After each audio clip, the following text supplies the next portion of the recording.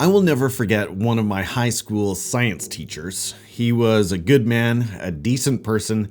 His instructional practices weren't exactly progressive, but he meant well. The biggest problem for him was that he had a very short fuse. Get under his skin and things could really unravel. He would raise his voice, his skin would start changing colors, he would throw chalk at students, he would smash his speaking podium on the floor. All of this was highly entertaining for his 16-year-old learners. For a couple of my friends, it became a sort of daily ritual to try to get this teacher to lose his mind. One of their favorite strategies was to whistle when his back was turned.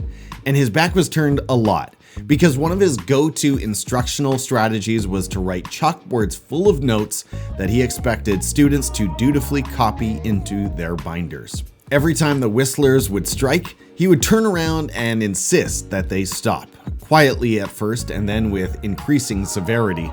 With growing frustration, he'd demand to know who the whistlers were. Of course, he'd get no helpful responses from these teenagers, just some chuckles. The whistling game would continue, and things would go from bad to worse. Today, emotional self-regulation is considered an essential skill for students, and rightfully so. To be successful in society requires learning how to manage one's own emotions.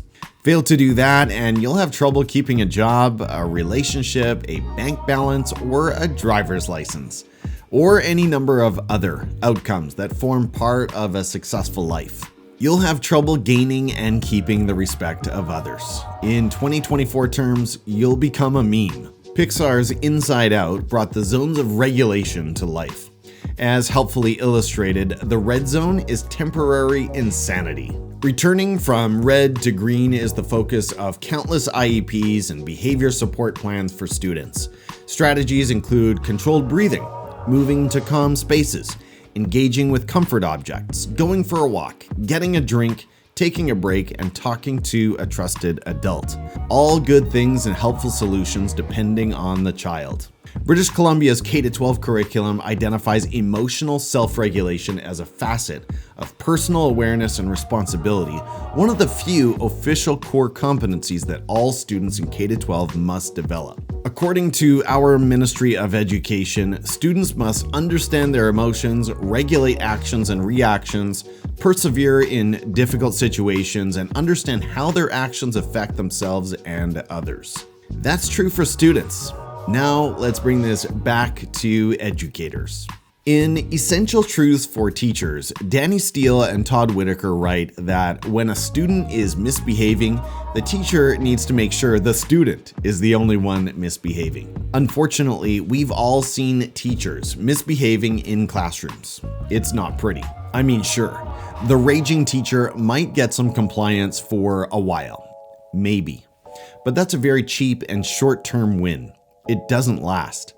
The unfortunate fact is that dysregulated teachers lose credibility in the eyes of their students. And teacher credibility, according to Dave Stewart Jr., is the bedrock of student beliefs. It's where student success begins. Like it or not, students don't consider us to be competent professionals when we're throwing tantrums like a toddler. At best, they'll respect us less and simply become less cooperative.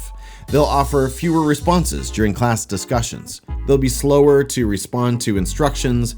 They'll be less likely to follow our requests. They'll invest less effort in learning activities. That's the best case scenario. At worst, students become downright hostile. The mood in the room becomes tense and adversarial. Episodes of student defiance multiply, leading to even more teacher outbursts. This teacher hates us becomes the reinforced narrative, and every class becomes a battle. What I just described is a living nightmare. It's enough to make teachers leave the profession entirely.